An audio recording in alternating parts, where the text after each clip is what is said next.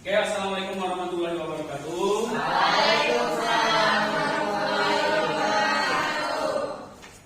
Selamat pagi dan salam sejahtera untuk kita semua. Bagaimana kabar anak Bapak? Siang hari ini? Belum makan siang pastinya ya? Belum? Makan sarapan pagi selain merangkap makan siang? Ya. Oke. Mudah-mudahan anak Bapak sehat-sehat semuanya. Oke, sebelum kita mulai pembelajaran pada hari ini, silahkan pimpin anak Bapak Ali, pimpin doanya. Sebelum kita mulai kegiatan ini, mari kita berdoa agama yang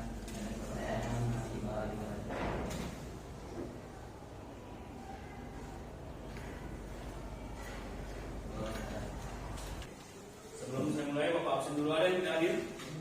Hadir semua? Oke, terima kasih ya semua. Ya, anak Bapak, KP-nya dicek, luruskan mejanya. Lagi luruskan dirimu. Oke. Meningkatkan rasa cinta kita kepada bangsa dan negara kita. Kita menyanyikan salah satu lagu nasional terlebih dahulu. Silakan, Lady. Apa? Oh, siapa tadi? Oh, Sabrina. Silakan Sabrina pimpin. Silakan berdiri semuanya. Sebelum belajar, mari kita nyanyikan lagu nasional berdiri pada negeri. 2, 3.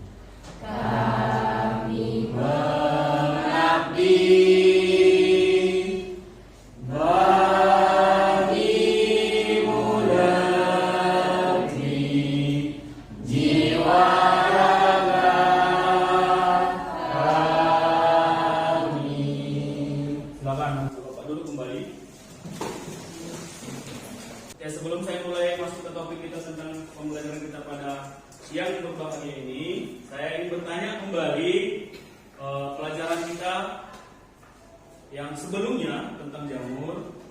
Ya, pertanyaan Bapak begini, kemarin di jamur itu menurut anak-anak Bapak semuanya, mengapa jamur itu tidak dikelompokkan atau tidak diklasifikasikan terhadap kingdom plantae atau kingdom tumbuhan? Ada kira-kira anak Bapak yang bisa menjawab? Silakan. Silakan, Malik. Tidak memiliki akar atau mendaun. Oke, karena jamur tidak memiliki akar. Oke, lanjut. Tepuk tangan dulu untuk Malik. Ada lagi yang bisa menambahkan anak Bapak semuanya? Boleh, Sabrina, silakan. Tidak memiliki klorofil, sedangkan tumbuhan memiliki klorofil. Begini anak Bapak semuanya. Mungkin selama ini kita kan memikirkan bahwasanya lumut itu tumbuhan yang tidak berguna, ya nggak sih? Asal tumbuh aja, dia biasanya kan tumbuh di dinding. Kalau dia tumbuh di dinding itu menguntungkan apa merugikan dia? Merugikan apa? Iya, karena merusak strukturnya nanti, merapukan ya, merapukan. Itu yang kita pikirkan. Kalau menurut pandangan kamu kira-kira ada nggak kira-kira lumut itu bisa memberikan hal yang baik lah, yang positif gitu, yang pernah kamu pikirkan selama ini? Ada nggak? Masih pilih-pilih karena kalau Wah. ada daya lumut berarti ya bisa dibunuh. Satu. Lagi. Iya, salah satu yang kedua adalah hiasan. Terima kasih teman. Hiasan biasanya di mana? Di apa namanya? Akuarium. Ada nama kerennya itu, nanti kita bahas di peranan lumut. Pembentukan kita berikutnya adalah aquascape namanya. Kalau pernah dengar. Jadi dia itu memang bisa memberikan kayak hal yang menarik sih kita buat di dalam akuarium tersebut. Kemudian ada satu poin lagi yang harus kamu pahami. Apa sebenarnya motivasi kamu belajar lumut ini?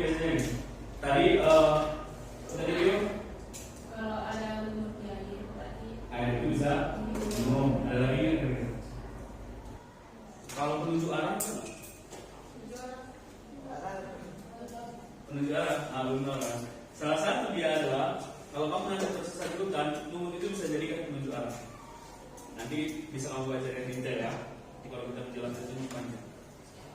Paham? Nanti ada hubungannya semakin tinggi, semakin rendah, apa namanya permukaan bumi, harus kemana kita berjalan. Nah, itu. Paham? Oke. Jadi itu motivasi Bapak. Sebenarnya tidak selamanya lumut itu bisa memberikan dampak yang negatif. Kalau misalnya negatif ya kita buang aja. Misalnya contoh ada di tembok. Kalau memang tembok itu memang mendukung kehidupan kita sehari-hari, ya kita bersihkan supaya dia tidak merugikan. Oke. Untuk memberikan semangat kita lagi di pembelajaran ini adalah alam baiknya kita. Yel dulu, silakan. Siapa yang bisa memimpin yel kita? Oke, silakan lagi. Ari. 10 menit tunggu. Oke. Ya, anak-anak semuanya, kompetensi dasarnya tadi sudah saya jelaskan sedikit supaya tidak terlupa. Jadi kompetensi dasar pada pembelajaran ini adalah menerapkan prinsip klasifikasi untuk mengelola tumbuhan dalam divisi berdasarkan pengamatan morfologi dan metagenesis tumbuhan serta mengikat perannya dalam kelangsungan kehidupan bumi. Itulah kompetensi dasar kita pada pertemuan ini. Kemudian tujuan pembelajaran kita pada pertemuan ini adalah ada 4 poin sebenarnya. Yang pertama, setelah melakukan kegiatan penyelesaian masalah tentang pengamatan langsung morfologi lumut, siswa dapat menganalisis ciri morfologi pada tiga bagian dengan benar. Jadi nanti kalau melihat rumus yang saya tunjukkan ini, nanti kamu harus bisa menyebutkan 3 ciri-cirinya. Nah, itu maksudnya ya. Oke, itu tujuan pembelajaran kita pada siang bagian ini. Oke, berikutnya anak-anak Bapak semuanya, tetap ya, Bapak tetap menilai pengetahuan. Nanti di akhir ada soalnya 5 soal.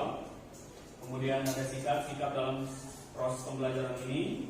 Kemudian keterampilan ini maksudnya keterampilan dalam menyelesaikan masalah dalam kegiatan kelompok nantinya. Ya, anak-anak Bapak semuanya, perhatikan video yang di depan.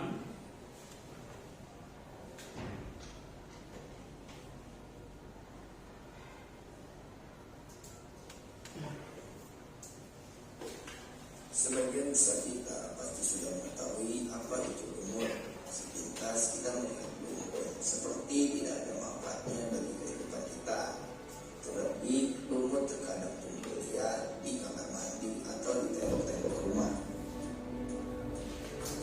Ya, anak Bapak semuanya, setelah selesai tadi menonton video yang Bapak sampaikan, sekarang kita masukkan ke tahap yang pertama, yaitu organisasi masalah. Kira-kira dari video tersebut anak-anak Bapak semuanya, ada nggak yang bisa memberikan pertanyaan atau memberikan pendapat dari video tersebut? Silakan. Oke, silakan berdiri. Bagaimanakah bentuk kelompok tumbuhan lumut yang ada di habitatnya? Oke, bagaimanakah bentuk Kelompok tumbuhan lumut yang berada di habitatnya? Oke, karena kebetulan nanti kita tidak bisa melakukan langsung pengamatan ke tempat beradanya lumut tersebut tumbuh, makanya Bapak sediakan lumut di depan untuk nanti bisa menjawab pertanyaan dari Pak tersebut. Silakan bentuk kelompoknya secara rapi tanpa suara. Silakan.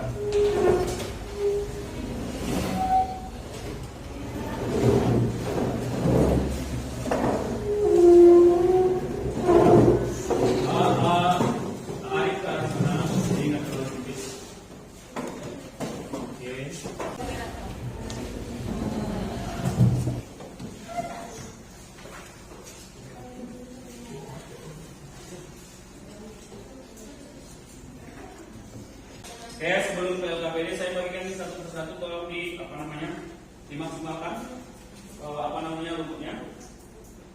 Buat kertas kayak gini aja biar enak mengamatinya, dia di putih ya. Nah, gitu.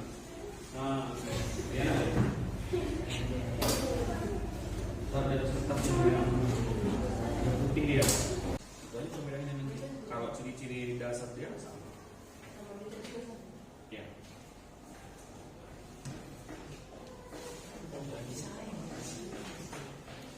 Jadi begini, dari nyampe informasi sama kalian.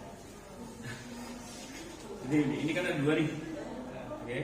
Yang nomor 1 ini, ya kan? Amati. berarti ini koloninya, ini pilihnya sini. Yang nomor 2 ini studi literatur aja, ambil salah satu sumut dari indikatormu, gambar. Oke, paham? Nggak mengamati langsung, biar ada perbandingan saja. Ya, paham maksudnya? Jelas? Oke. Jadi yang kedua ini lumut berdasarkan studi literatur aja. Mulai dari akhirnya cek gambarnya. Ya.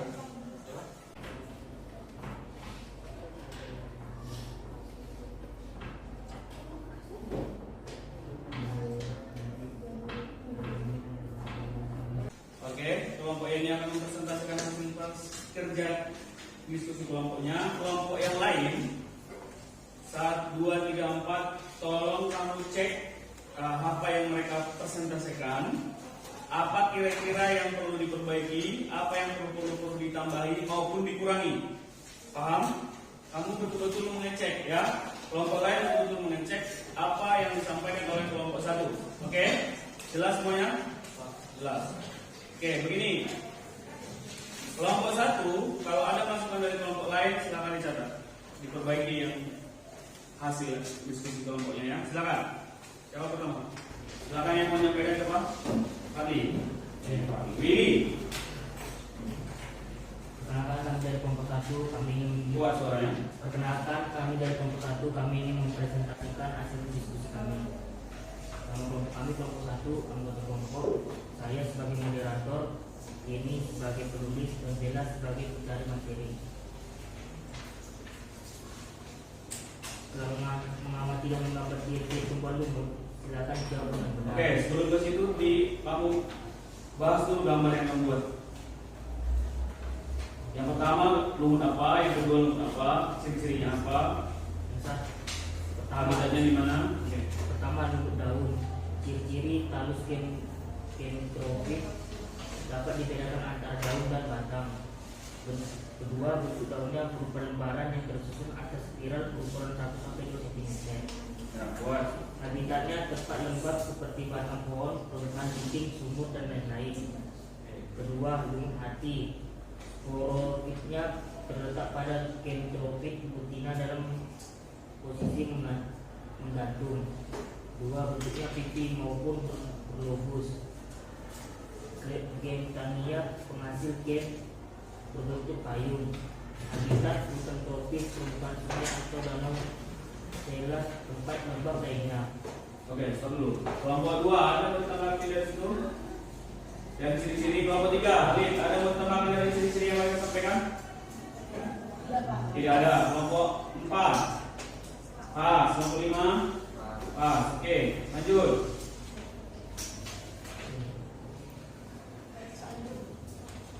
Atau bagaimanakah bentuk pertumbuhan di lumut yang ada di habitatnya? Coba deskripsikan. Oke, yang ini tolong diperhatikan pertanyaannya ya. Oke, silakan, Billy. 1. Di bebatuan, sungai atau tempat lembab lainnya membentuk seperti kerumunan yang menyerupai karpet hijau. Oke. Kedua, apakah Anda sudah dapat membedakan struktur akar, batang, dan daun pada lumut? Berilah keterangan pada gambar hasil pengamatan Anda. 2. Tidak terlalu jelas karena struktur akar, batang, dan daun pada lumut berukuran relatif kecil dan struktur membedakan menjadi bagian strukturnya. Oleh karena itu, lumut disebut tumbuhan halus, tanophyta, atau tumbuhan yang belum memiliki akar, batang, dan daun yang nyata atau jelas. Tetapi lumut mempunyai akar tumbuhan yang disebut rizoid akar semu. Oke, ada yang mau tambahkan? Foto lain? Halid, Tio, pas. Oke, lanjut. Nomor 3. Nah, nomor 3, misalnya. Perhatikan. Oke, dulu Willy. Sekarang kelompok 4 dulu silakan. Nomor 3. Sekian dari kelompok 1, silakan kelompok 4. Ya, untuk nomor 3.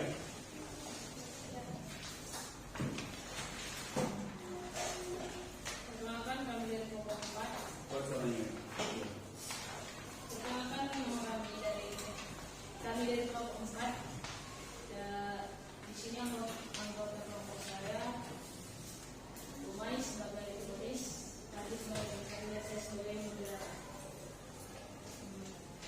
Dari hasil pengamatan kami, Oke, ini semua tolong dicek. Nah, ini mungkin ada perbedaan-perbedaan yang terjadi di sini ya. Biar kita persepsinya sama. Oke. Dari pengamatan kami melalui soal nomor 3 ini, saya akan membacakan jawabannya. Yang pertama, carilah informasi tentang nama dari bagian yang diberi nama. Nomor 1, Gorgonium. Nomor 2, tangkai. Nomor 3, daun. 4, batang. 5, rhizoi. Oke. Ada mau di Oke, apa? Silakan. Oke, nomor 1 itu Gorgonium, yang 2 tangkai, 3 itu kaktus Gorgonium, yang keempat itu daun, dan kelima itu rhizoi. Mana yang dia? Kaktus Gorgonium sama daun masta. Oke, kami Gorgonium itu nama lainnya apa? Kaki dulu. Iya, Primula ya. Saya minta satu orang untuk menyimpulkan pelajaran kita pada siang ini. Silakan. Kesimpulannya sampai bisa? Silakan. Apa yang mau kita simpulkan kira-kira dari pembelajaran? Oke, sebelum kesana mohon dulu. Di refleksi kelompok 1 ya, ini apa kira-kira kekurangan kelompokmu? Berdiri. Refleksi dalam mengerjakan LKPD. Sebutkan aja yang perlu disebutkan dalam kelompok. Pembagian perannya Belum sebelumnya juga ya, padahal udah 3 kali ya. Oke. Itu saja. materi masih baik. Ya, oke. Terima kasih. Kesimpulannya tadi? Oh, ya, silakan. Menurut saya, kesimpulan pembelajaran kali ini dapat membedakan struktur rumus daun dan rumus. Kalau rumus daun memiliki struktur dari akar, batang, dan daun. Kalau rumus hati memiliki struktur yang berbentuk hati tinggi yang disebut halus. Ini tidak dapat terdiferensiasi menjadi akar-batang dan daun. Kesimpulan sudah. Oke, untuk pertemuan berikutnya adalah kita fokus ke metagenesis. Metagenesis itu atau reproduksinya sama peranannya. Saya harap di rumah kamu baca-baca peranan dan metagenesisnya dengan baik supaya pertemuan kita berikutnya berjalan dengan lancar. Nggak terkejut maksudnya dari pengetahuan awalmu. Kemudian pesan saya di situ kan sudah saya bagi bahan modulnya. Modul yang tadi saya bagikan itu tolong dibawa juga untuk pembelajaran berikutnya karena nggak mungkin juga bapak lagi print lagi kasih lagi sama kamu kan. Oke, silakan itu disimpan, pertemuan berikutnya dibawa. Oke anak bapak. Jadi di rumah tolong dibaca-baca tentang metagenesis atau reproduksi lumut sama peranan lumut. Pertemuan berikutnya kita akan membahas itu. Ada lagi pertanyaan? Kalau sudah tidak ada, saya tutup pelajaran ini dengan Assalamualaikum warahmatullahi wabarakatuh. Mudah-mudahan kita sehat selalu ya. Assalamualaikum warahmatullahi wabarakatuh. Selamat siang. Kembali ke tempat karena saya memberikan soal-soal evaluasi. Silakan.